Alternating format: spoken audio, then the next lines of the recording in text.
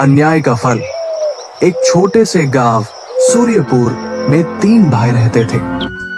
बड़े भाई का नाम था वीरेंद्र, मंझले भाई का नाम था धनराज और सबसे छोटे भाई का नाम था गोपाल। तीनों भाइयों के पिता का देहांत हो चुका था और अब बारी थी उनकी संपत्ति के बंटवारे की। एक दिन तीनों भाई आंगन में बैठे।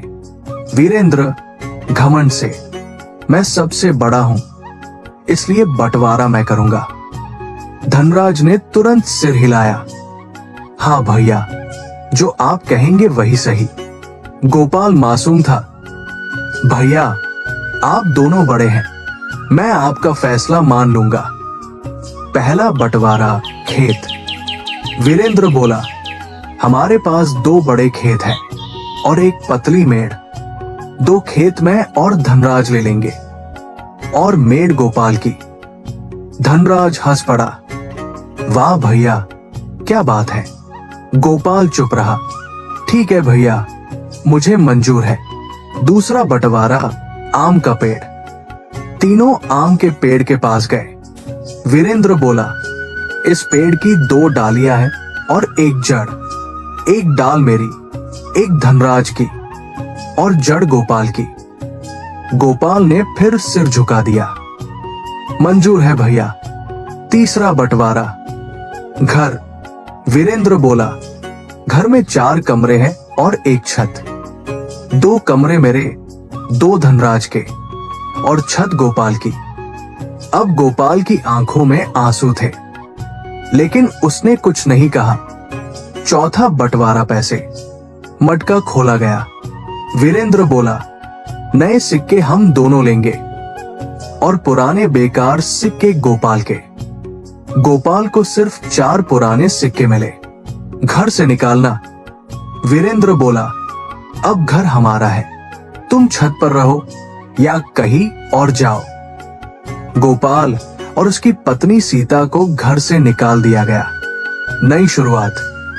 दोनों ने तालाब के किनारे छोटी सी झोपड़ी बना ली। सीता गुस्से में बोली, आपने कुछ कहा क्यों नहीं? गोपाल बोला, वो मेरे बड़े भाई हैं। सीता ने कहा, अब वक्त है समझदारी का, सिर्फ सीधाई से काम नहीं चलता। पहली चाल मेड़ तोड़ना। रात में सीता बोली, चलो खेत पर। दोनों ने मेड़ तोड़ दी। अगले दिन पानी बह गया और वीरेंद्र धनराज की फसल बर्बाद हो गई। दूसरी चाल पेड़ काटना।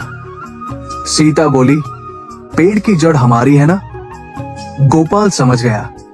दोनों ने पेड़ काट दिया।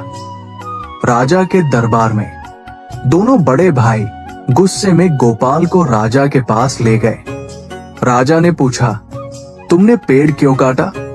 गोपाल बोला, महाराज, जड़ मेरी थी, मैंने अपना हिस्सा लिया। राजा ने बड़े भाइयों से पूछा, क्या ये सच है? दोनों चुप हो गए। न्याय। राजा बोला, तुम दोनों ने अन्याय किया है, अब सारी संपत्ति तीनों में बराबर बंटेगी। अंत। तीनों भाइयों को बराबर हिस्सा मिला। वीरेंद्र और धनराज को अपनी गलती का एहसास हुआ।